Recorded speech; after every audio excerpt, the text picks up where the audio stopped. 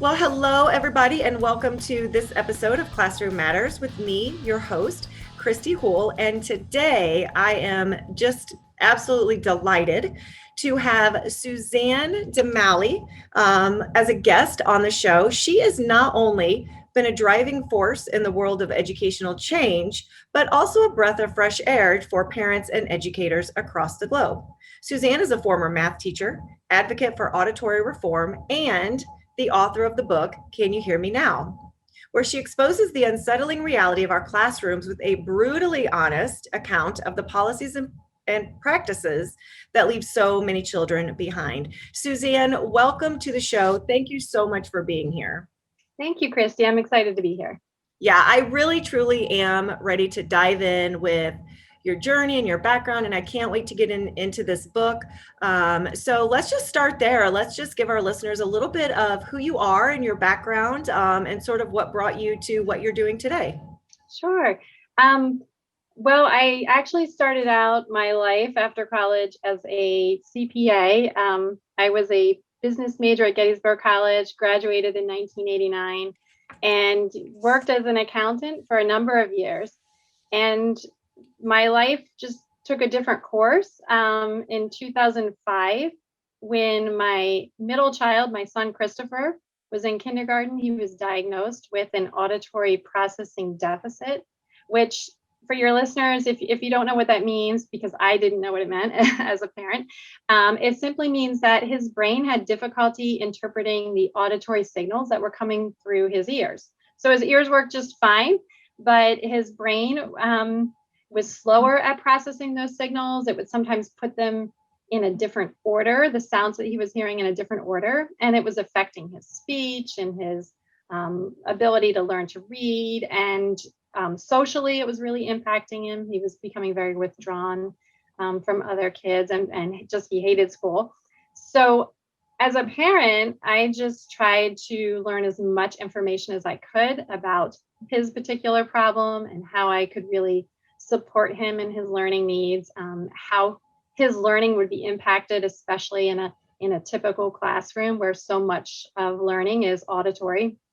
And I just started uncovering this whole wealth of information about how even normal hearing kids have difficulty hearing in the typical classroom, and how it can really impact their ability to read and to learn, and just really cause a lot of problems. And at the same time, I discovered a simple solution to that problem, which was giving teachers wireless microphones and putting a speaker or more than one speaker in their classroom, and just really amplifying their voice a little bit. But the more important purpose was really to distribute it evenly around the classroom, so that it didn't matter where a child is seated. They could still be able to hear their teacher as if that teacher's standing next to them, which was really important for Christopher, because he needed to have sounds very clear and accessible to both of his ears, because he did have a right ear preference.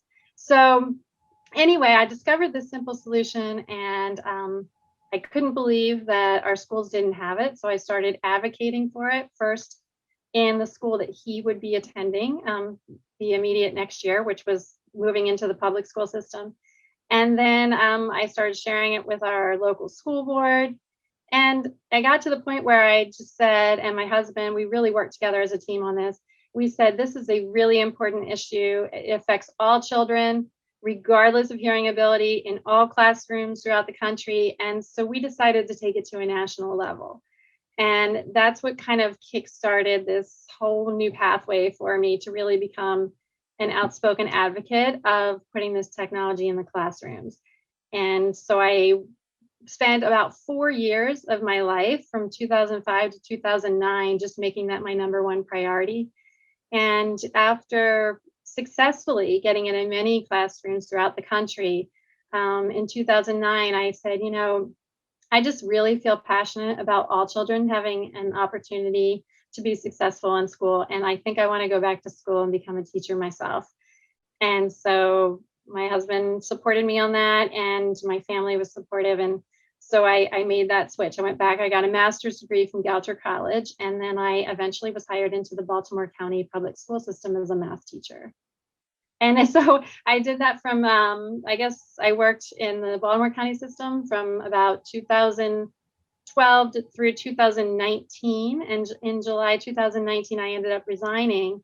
And shortly after that, I decided to sit down and I spent a lot of time writing the book that you're talking about.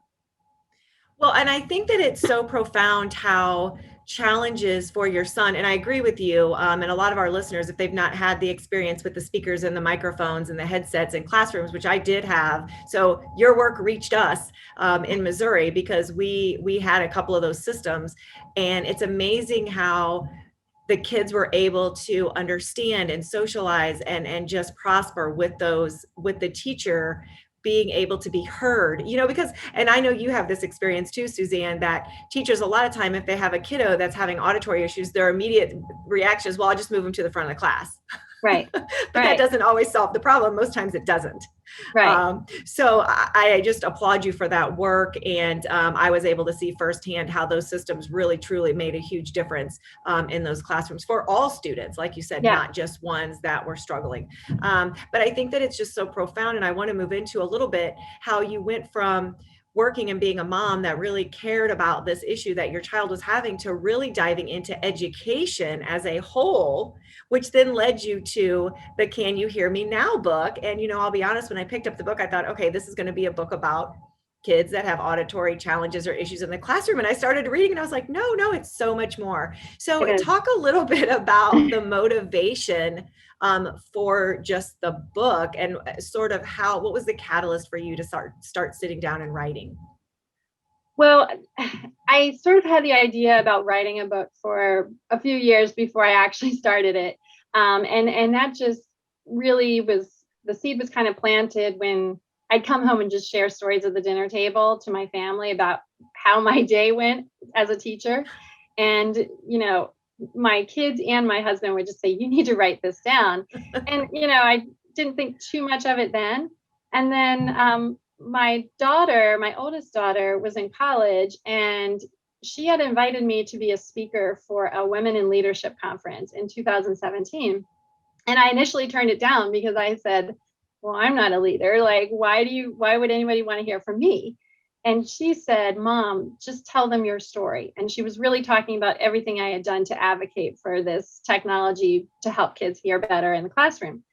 So I was convinced to do it. I went to the college, I shared my story, and afterwards, the support, the outpouring from people in the audience who consisted of professors and some parents had been invited by their students who were attending the college, and then students were there. And so many people approached me afterwards and said how inspirational it was for them. And I was like, well, maybe, because they wanted to learn more. And I thought, well, maybe there's something there. So it was all again in the back of my head. In 2018, this is really the jump, like the tipping point for me. I was a teacher who attended a student support team meeting for one of my students who was in fourth grade and was testing on a first grade level in math. And I think he was on a second grade level in reading.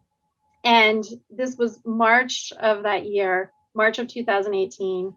And I had identified this child very early on. As any teacher in the school year, you can instantly tell kind of what the needs are of the students. And, I saw there were significant gaps. I had communicated with his parent, early on about my concerns. I had tried using a research-based intervention, as was suggested to me by the student support team during our first meeting. Didn't see much progress from that. And I came to this second meeting with a recommendation that we not promote this child on to fifth grade. And his parent was in complete support of my recommendation because she too saw the same concerns at home. And we both really saw him just starting to check out from school and his self-esteem really declining. And we both felt like if he moves on to fifth grade, that's only going to get worse. So that was my recommendation to the team. And the team leader ended up ignoring my recommendation, and which would have been okay. I could have accepted that. But the reason that my recommendation was ignored was because she said too many other students in our school had needs even greater than he did, and they would be moving on to fifth grade. So he would need to move with them.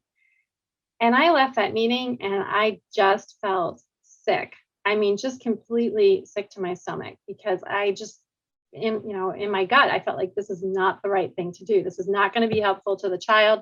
I felt like I was lying to the parent then about his abilities. And I just really felt like, I had already seen so many problems in education by that point. Didn't take long to start seeing some problems.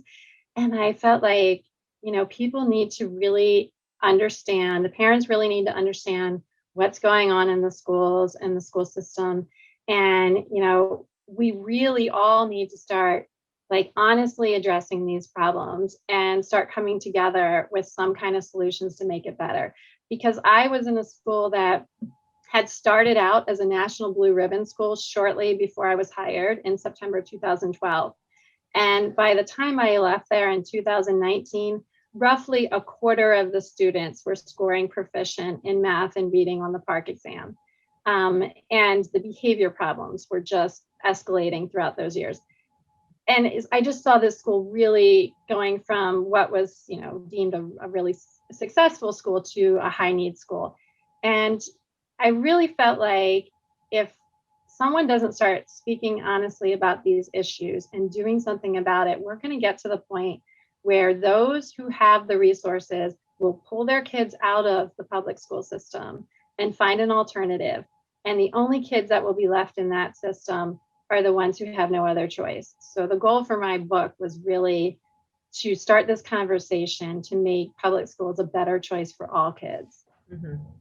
And I want to read just a really short excerpt from the book because, like I said, I read through it, and I told you this before we started the recording, and I just, when we were chatting off air, I was like, I started reading this book, and as a former educator and as a parent, I would get to a page and start highlighting and highlighting. And then I realized, oh gosh, I'm just highlighting everything. But it really did strike a chord. And so, before I read this, I want to ask you something that came to my mind. One, not only as I was reading, but two, as you were telling that story. And I'm glad that you shared that experience with you about that meeting. I know a lot of teachers feel the same way that you do. I know a lot of folks sit in their data team meetings or their team meetings or their grade level meetings or whatever they might call them, and they feel this gut wrenching sense of helplessness because of the system. So how difficult was it, or is it, for you to be that voice, that person that is sort of pushing back, against the system and doing things the way they've always been done? How difficult was that, and is that for you? Very, very. I lost a lot of sleep before the book came out because I said to my husband when I decided to publish the book, I said, I probably will not be able to get a job in public education after this comes out. And so we had to be prepared for that. And I really, I was just really worried. And I still have a daughter who is attending high school at a public school. So I was worried about, how might this impact her? But, since the book has come out, so many people in education have reached out to me with the same thoughts that you're sharing now, that they agree and they feel the need for this information to be shared. So that helps. But yeah, it was a really difficult decision to go through with this. Yeah, and I can only imagine, because nobody wants to be, right, the voice that says, wait a minute, stop, when Right. everybody else is wanting things just to, kind of go along to get along. And so I really applaud you for that. And I think that now people have a voice to follow, right? And I also think that, for our listeners, if you're feeling some of the challenges or some of the frustrations that Suzanne is talking about and that you'll read about in her book, that it's okay as long as you are taking the path that Suzanne did, which is you're bringing up specific issues but you're also coming up with positive solutions. You're not Yeah. just this disgruntled teacher who's burned out and who's complaining and whining this and this and this. So talk a little bit about that too, that along with the, hey guys, this might not be working, there's another side to that. How did you approach that? Well, yes, that's actually, I took the book and I divided it into two parts. And the first part is why I feel like the education system is failing now. And I address specific topics that I saw as a problem. I really go into detail on 5 topics: Common Core technology, grading policies, English language learners, and behavior/discipline. And then the second half of the book is where I shared, I have the how part, the how to go about advocating for change. And I use my example of what I went through in trying to advocate for these classroom sound systems to be put into the schools to help kids hear better. And I break that very personal story down into like a 10-step process that I really went through, so that I can kind of guide the reader who really says, yes, I am frustrated. I do want something to change. And it really helps to guide them on how to successfully get that change made. And you're exactly right in what you said. The book is not just about complaining about something. In fact, I really, with those 5 topics that I go into detail on, I really try to critique each of those issues, not criticize them. So I give the history of what the intent was behind policies that were implemented. And I think in every case, the intent was always very positive for all of the policies that I talk about. It's just that, we have very diverse student population, and not all those policies were good honestly, for all of the kids. So, I present the pros and the cons. I share my opinions based on my experience. And I really try at the end of each chapter to have a list of questions to really start that conversation. So a parent or a teacher can, whether they're at a professional development class or, like you said, a staff meeting, or they're just a parent who, wants to know, how is this change going to impact my child? Or how is giving my child a computer, a one-to-one device, how is that going to be used? Is it good for them? It's a guide of some questions that they can ask to hopefully make better decisions, or to bring up some issues. Mm-hmm. And, they can add on to those questions as they see fit. But the book is really, I had a boss, just jumping back, when I was in accounting, and I think it was the first day that I met him, the upper level boss, he welcomed me into his office and he said, "My door is always open, but if you come in with a problem, make sure you bring a solution." And that is exactly what I'm trying to do with this book, is to really get people thinking about, not that I'm giving them all the solutions or the answers, but to get people to start thinking together and working together on one. Right. And again, there's not a topic in here that people will not be able to relate to on some level. I'm sure of that. So I want to read this little excerpt, that one of the many, many, many at the beginning. It's in the Welcome to the World of Education section at the beginning of the book.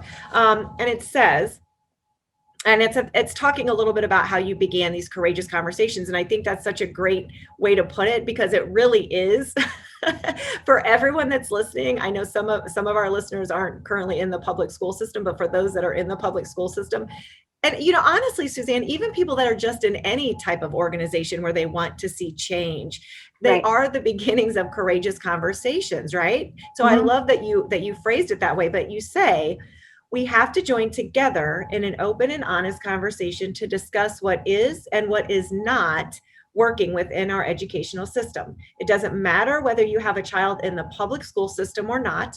We are all adversely affected by a poor educational system now and in the future. And then you go on and talk about, the 5 different areas. So I want to ask you about that. And that hit me because, we have children that are in private school. We have children that are homeschooled, and a lot of these kids move around from system to system. So talk a little bit about how some of these things that you're addressing with the public education system can adversely affect children that might not be in the public education system.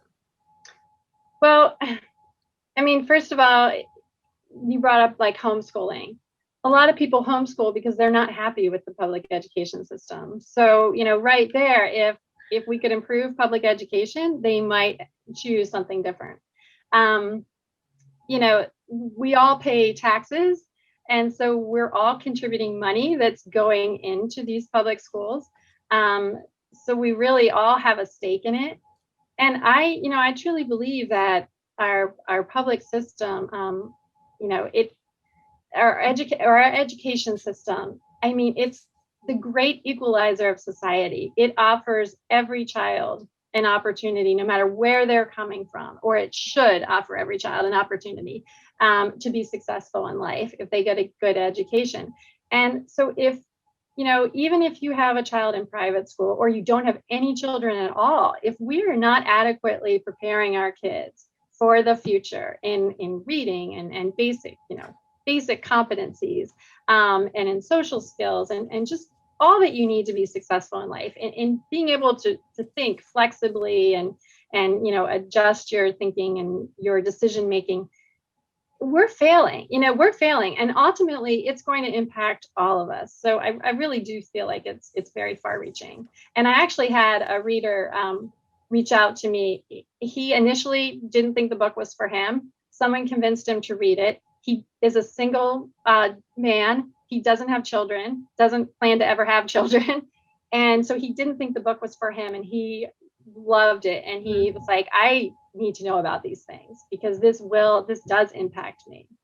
So Yeah. And I agree with that, having, been in all of those systems myself, whether it's the private school setting or the public school setting or the homeschool setting, whatever, it really does all sort of come together. And especially now, Suzanne, when all this pandemic started and people were going to, in the blink of an eye, from their kids sitting in a public school classroom to essentially homeschool, but they were getting help from the school system. But now the parents are responsible for their kids, and now we've got parents moving their kids to a private school and all of these things, and people move around so much that it truly does affect where you are and what you're doing within the community. It really does. And so the five areas that you go in depth are, and I know there were probably so many more.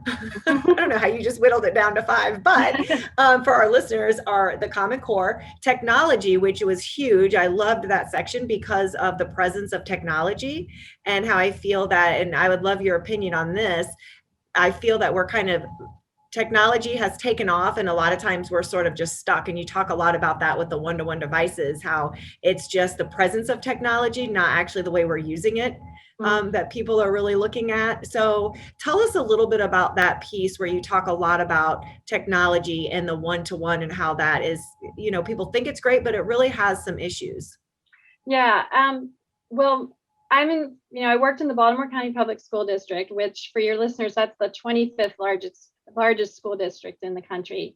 And during this particular time, our superintendent instituted a plan called the STAT plan, Students and Teachers Accessing Technology, to give one-to-one devices to every student in the system over a period of 7 years, and to give it to all teachers as well. And I was an elementary teacher. So, I saw elementary students in my school getting these one-to-one devices. And, initially I was really excited. I went in with a really great attitude about it. I was excited to get them. But I saw a lot of the downside about it. First of all, it was very hard, even with the district trying to control what the kids could access or see. The kids always managed to get around that.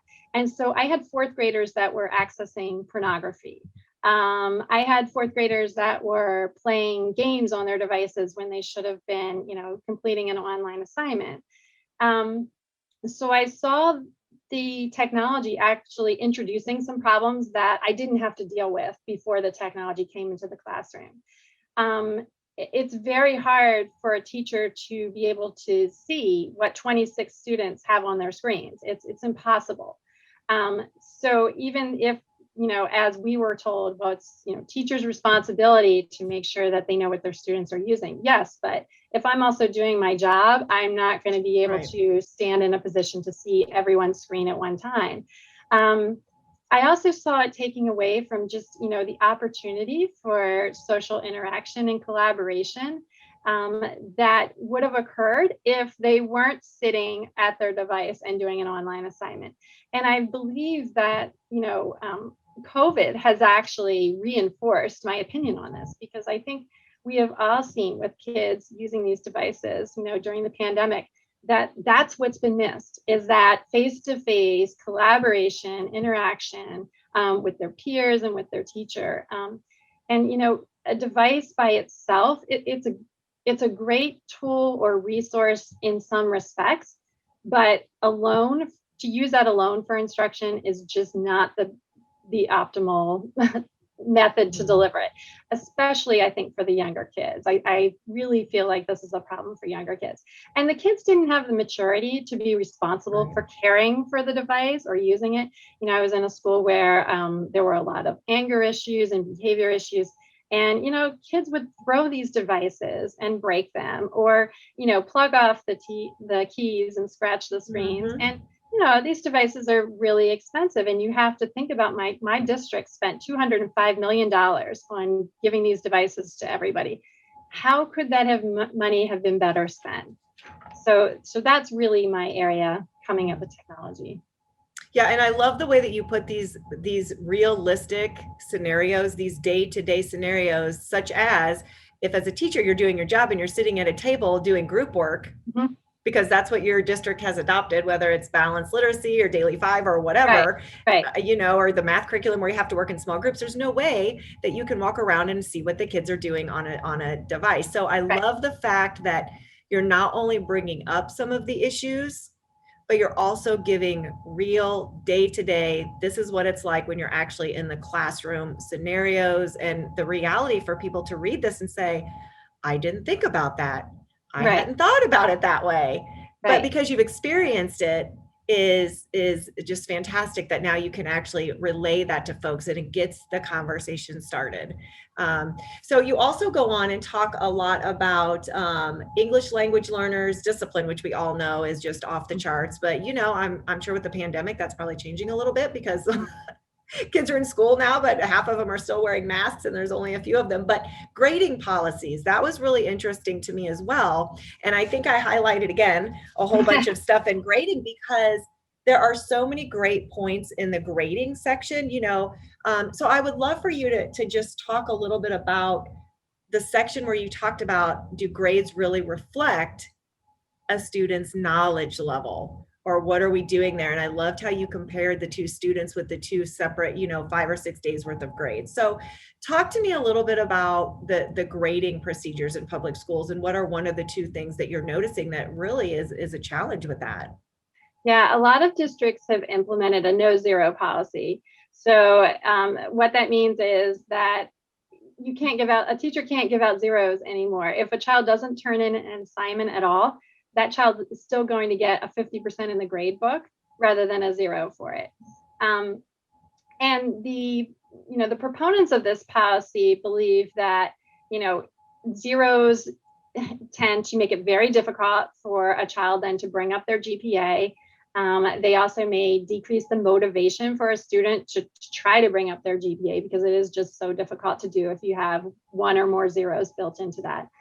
So, that's what's behind the reason to put this no zero policy in.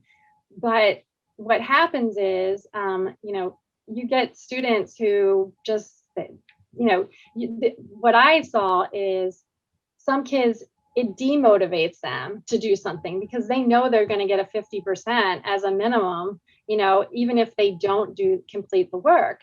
And the other problem that I really saw in my school, which, had a lot of learning challenges, was that the overall grade ends up being artificially inflated then.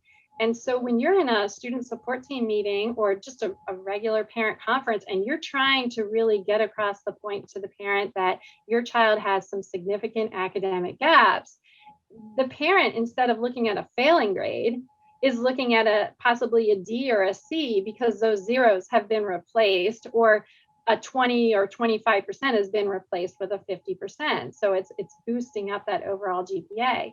And I think what we find is then, these grades are really one of the reasons people wanted to implement this policy is because they felt like, zeros aren't really an accurate reflection of a child's ability. And the problem is, well, when you're replacing a 0 or a 20 or 30% with a 50%, that new grade also is not a reflection necessarily of a student's actual ability.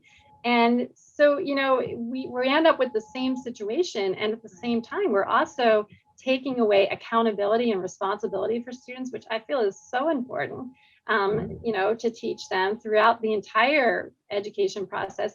I mean, what employer is going to pay anyone 50% of their salary if they didn't show up for work? That'd be nice though, wouldn't it? Exactly. Yeah, it would be nice, but it's not real world. So I feel like, a policy like that is, again, one that had really good intentions, and there may be some benefits to it, but there's also a lot of negatives to it as well. Yeah. Yeah. And again, like I said, and our listeners, I know when they pick up this book and read it, they're going to be like, yep, yep, yep, yep. It makes sense. And so as a society, it makes sense, right?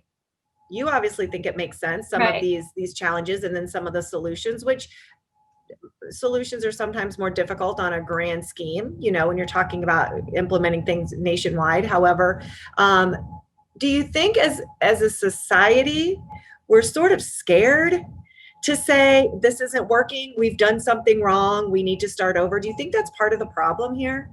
Yeah, I do think it's part of the problem because, first of all, I don't think any district wants to go back to the parents then and say, oh, we're going to switch it again. We're switching it back because we realized we didn't really think all of this through and it's not working. So nobody wants to be honest about that.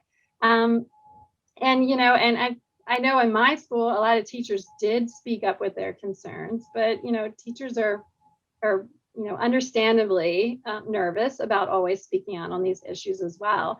And again, though, if you come to it from a point of saying, I'm not just here to criticize the policy, but I want to talk about some good from it and some bad. And here's maybe a way that we could adjust it a little bit to make it better. I think that really helps. And I do, in that particular chapter with grading, I do present some ideas of where, both the positives from having like a no zero policy could be still obtained by just tweaking it a little bit.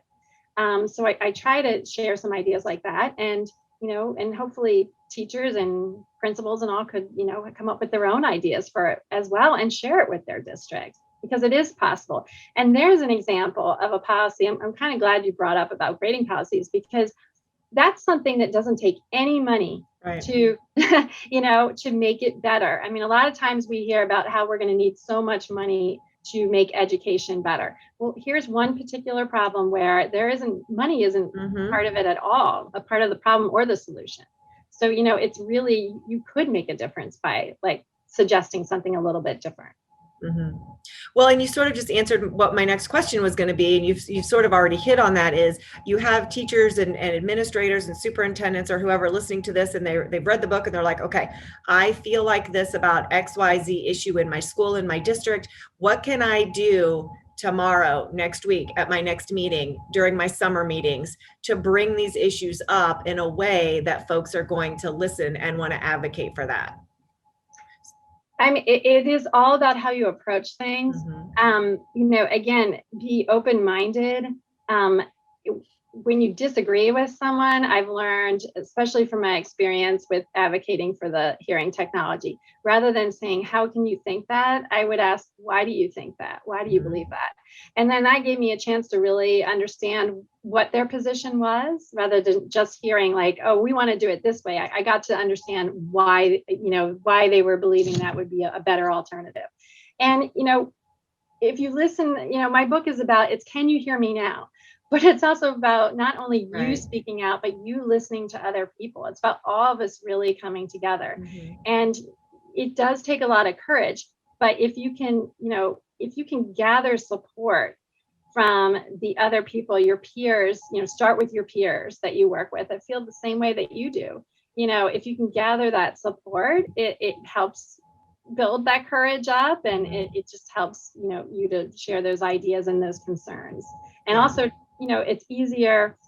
It's your voices will be heard better if it's sort of a collective voice rather than just one person speaking out.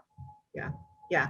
And so the title, Can You Hear Me Now, which I think is very clever because it really does hit, can you hear me now about the problems? Can you hear me now? I'm listening to you. But it also kind of brings us back full circle to the whole reason that you even started this journey, which was your son having, auditory challenges in the classroom. And so how old is your son now? I'd like to.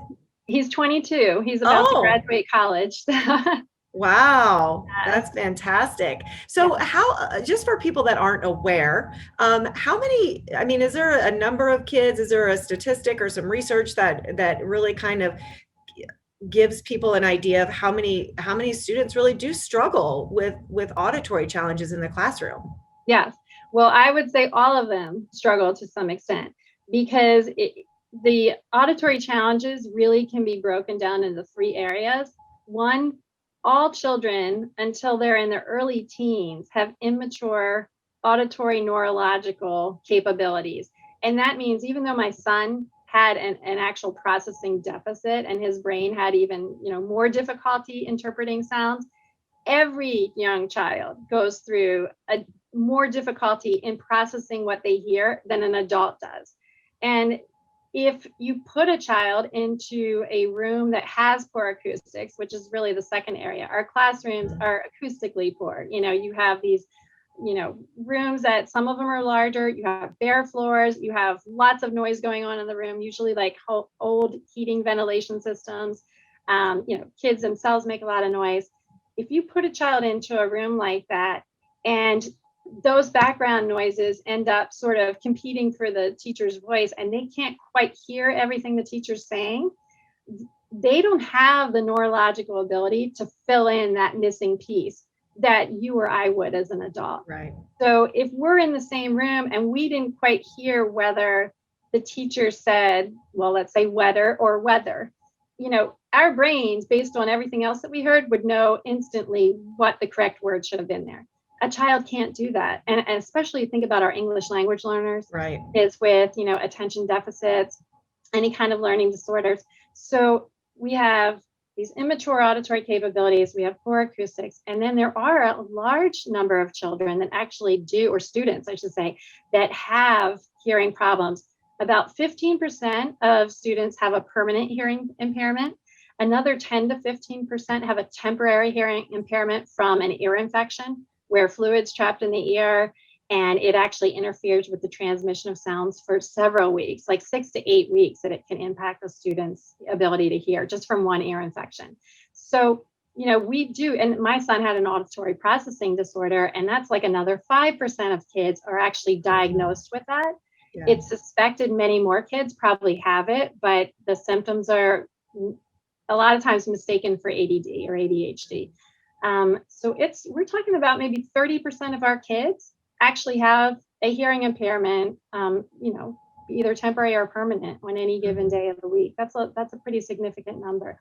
And, the teacher's voice, if you're a teacher listening to this, you don't realize that when you're standing in the front of the room or wherever in the room and you're trying to project your voice, the decibel level of your voice is dropping every so many feet that it's trying to go throughout the classroom. So no matter how loud you think you are trying to get your message across, kids that are seated like 8 feet or more away from you are likely not hearing everything you're saying. So it's pretty significant. And, that's why it was so frustrating for me, because I came across this really easy solution that would benefit teachers as well as the students. And it really wasn't very costly, but just to try to, go through the bureaucracy of getting that into our school system was well, and now throw in masks. Yes. All the teachers wearing masks, which has been a problem. So that's even more difficult. Yes, and that was my first thought when I heard about teachers then wearing masks as kids were returning to school. I thought it's even going to be more difficult for them to project their voices. Yeah, really difficult, because I'll even have a hard time if I go into a store or something and I can't hear someone. I'll have to ask them 3 times to repeat what they said, and that's me as an adult Right. hearing from another adult. So I just can't imagine how difficult it's been for the kids. So Suzanne, thank you. The book is Can You Hear Me Now? For all the listeners, I really, honestly, I can't say enough about this book. You will love it. You will have it highlighted and earmarked. Please pick up a copy. Where can our listeners get in touch with you? Contact information. Where can we find you? Yeah, my website, SuzanneDeMallie.com. Is the best way to learn about me, to see the book. You can even buy the book through the website. Also to contact me, and all my social media links are on there as well. So that's a great start. Yeah, and we will definitely put all of that in the podcast description, whatever platform you choose to listen to the podcast on. So we'll make sure that everyone that wants to get in touch with you or buy the book has access to do so. Suzanne, thank you, thank you, thank you. It has been fun. It's been a great conversation. I think we could probably talk for hours about some of this stuff, but maybe we'll have to do a second show. But thank you so much for taking your time to be on the podcast today. Thank you. And this is Christy Houle signing off for this episode of Classroom Matters.